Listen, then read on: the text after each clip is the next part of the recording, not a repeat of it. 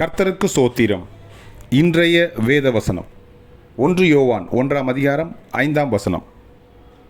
தேவன் ஒளியாயிருக்கிறார், அவரில் எவ்வளவேனும் இருளில்லை.